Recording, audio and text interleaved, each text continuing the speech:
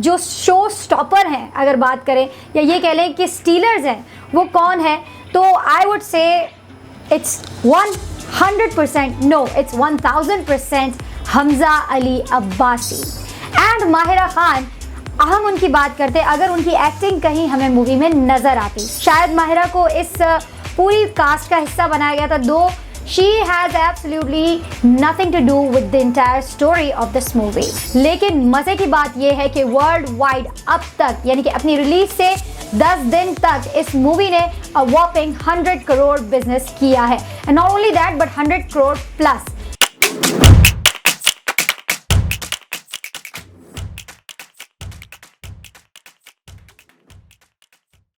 Assalamualaikum everyone, welcome to the show that's called मिर्च मसाला with Amreen हाला। सो आज हम आए एक बहुत ज़बरदस्त सा टॉपिक लेकर, जो कि हम सबके लिए बहुत ही हॉट टॉपिक बना हुआ है, and obviously everyone is talking about it because it was the most awaited movie in Pakistan, that is The Legend of Maula Jatt. जी बिल्कुल, The Legend of Maula Jatt, जो कि प्रीवियसली आप देख चुके हैं मौला जट के नाम से। हल वो मूवी एक अलग मूवी थी, ये मूवी एक अलग मूवी है। इस मूवी में दो के कुछ कैरेक्टर्स जो है वो ओरिजिनल मौला जट से इंस्पायर्ड हैं और उसी के कैरेक्टर्स उठाए हुए हैं, नए कैरेक्टर्स भी शामिल किए गए हैं, but it's not a remake, ना ही ये उस मौला जट का सीक्वल है। It's a whole different story with the same characters and some new ones.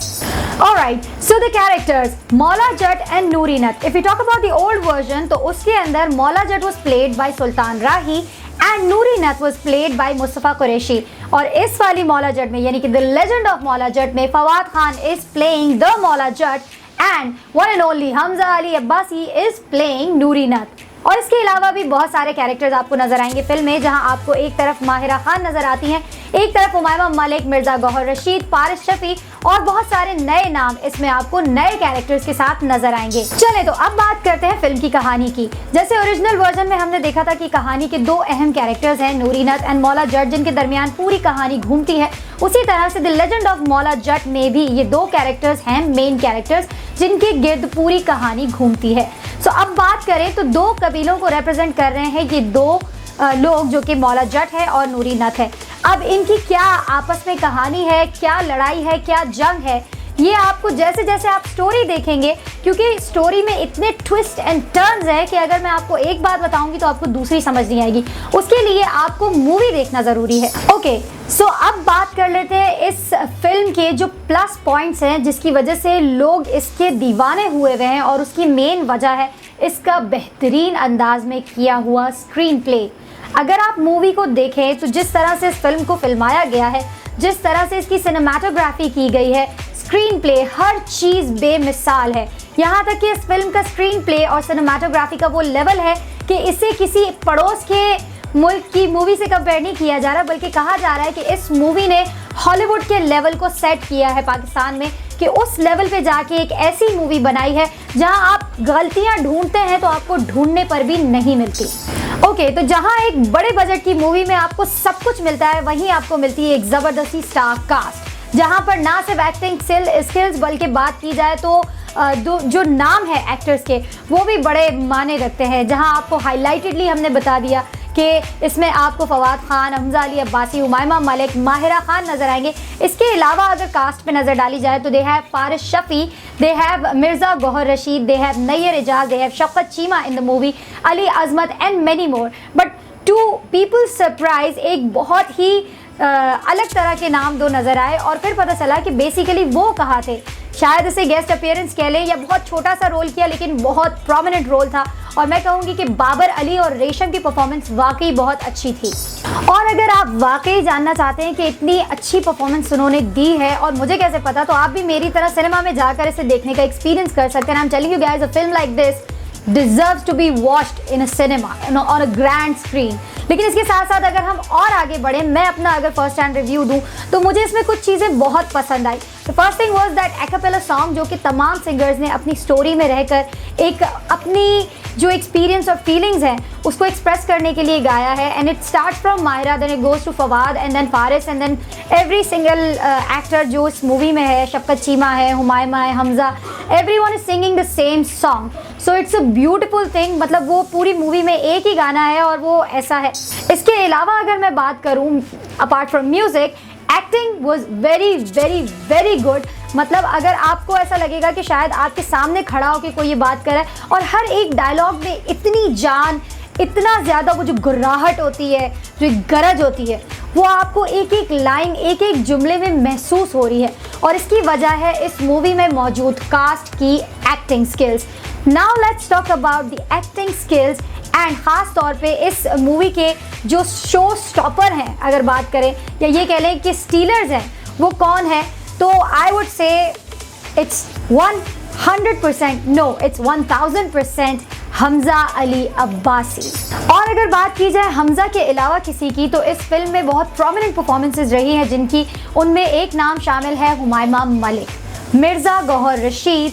और इसी के साथ साथ अगर बात की जाए तो हमने पहले कभी एक्टिंग करते हुए देखा नहीं, लेकिन Faris Shafi was a stunner, literally a stunner. मतलब मुझे नहीं पता था कि फारिस अपने जो रैपिंग करते हैं और जैसे गाते हैं उसके अलावा वो इतना अच्छा, उनकी टाइमिंग होगी, उनकी जो ख़ास तौर पे जो फ़न पार्ट था इस पूरी फिल्म में, जो फ़न एलिमेंट था वो था फारिस शफ़ी की परफॉर्मेंस। एंड जो उनकी टाइमिंग है, जो उनके पंचेस थे, वो so strong and so cute. I must say कि आप मुझे नहीं लगता कि आप अपने आप को रोक सकते हैं। समटाइम्स उनके सिर्फ expressions, there are absolutely no dialogues and his expressions were like the whole thing. और इसी के साथ साथ फवाद खान की भी एक्टिंग बहुत ज़बरदस्त थी। एंड माहिरा खान, हम उनकी बात करते अगर उनकी एक्टिंग कहीं हमें मूवी में नज़र आती, Mahira was there as an eye candy. सिर्फ एक अच्छी जोड़ी दिखाने के लिए या एक अच्छा कपल दिखाने के लिए, एक फवाद माहिरा जोड़ी के एलिमेंट को ऐड करने के लिए शायद माहिरा को इस पूरी कास्ट का हिस्सा बनाया गया था। दो she has absolutely nothing to do with the entire story of this movie. Well, इतनी ग्रैंड फिल्म होने के बाद, इतनी बड़ी कास्ट होने के बावजूद लोगों को कुछ छोटी छोटी सी शिकायतें हैं, और उसमें नंबर 1 पर ये शिकायत है कि ये मूवी है पूरी तरह से पंजाबी में। सो कोई एक उर्दू में डब्ड वर्जन भी होना चाहिए था। But since I have watched the movie and I am absolutely unaware of like that much Punjabi, मतलब उस फिल्म को देखने के बाद मुझे ऐसा नहीं लगता कि उसमें आपको उर्दू वर्जन की ज़रूरत है, बिकॉज उन्होंने लैंग्वेज को बहुत प्लेन रखा है। It's a very plain and simple Punjabi, and since we have the subtitles available there, तो वो बहुत ईजिली स्क्रीन पर देखे जा सकते हैं।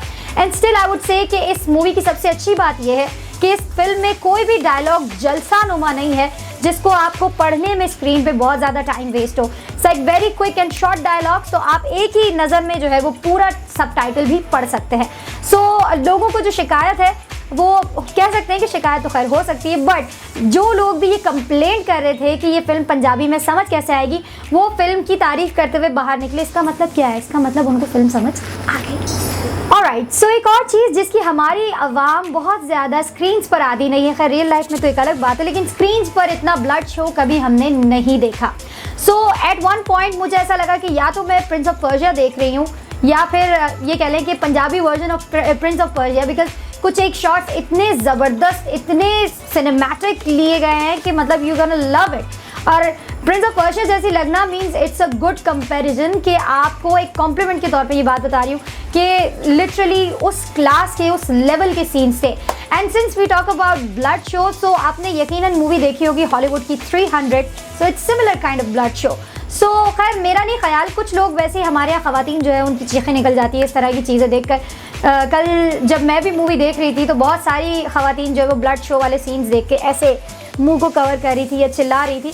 बट सिंस अगर आपको एक कब तक इस तरह की फिल्म्स देखनी है जहाँ पर हीरो हीरोइन दरख्त के नीचे घूम रहे हैं, गा रहे हैं, रोमांस कर रहे हैं, अगर आपको वाकई चाह रहे हैं कि आपका सिनेमा ग्रो करे, तो फिर आपको सिनेमा को सारे एक्सपीरियंसेस देखने चाहिए आपके सिनेमा में जाके। और अगर आपको ऐसा एक्सपीरियंस एक ग्रैंड मूवी में मिल रहा है तो फिर आपको क्या प्रॉब्लम है? सिंस तो इतनी ग्रैंड मूवी है तो यकीनन इसका बजट भी बहुत ग्रैंड होगा। पाकिस्तान में अब तक इतने बड़े बजट पे बनने वाली कोई मूवी नहीं थी। कहा जा रहा है कि इस मूवी का बजट था 45 to 50 करोड़, लेकिन मजे की बात यह है कि वर्ल्ड वाइड अब तक, यानी कि अपनी रिलीज से 10 दिन तक इस मूवी ने अ वॉपिंग 100 करोड़ बिजनेस किया है। And not only that but 100 crore plus. So ये पाकिस्तान की पहली मूवी है जिसने 100 करोड़ क्लब में एंट्री दी है। ऑलराइट, तो अगर इसी तरह की मूवीज हम बनाते रहे और इसी तरह से ये मूवीज बिजनेस करती रही तो एक ना एक दिन हम IMF के तमाम कर्जे जल्द उतार देंगे। विद दैट अमरीन हाला को दीजिए इजाजत, अल्लाह हाफिज। और गाइस, चोरी नहीं, सिर्फ मूवी देखेंगे सिनेमाज में। The legend of Maula Jatt. This is Mira FM 107.4.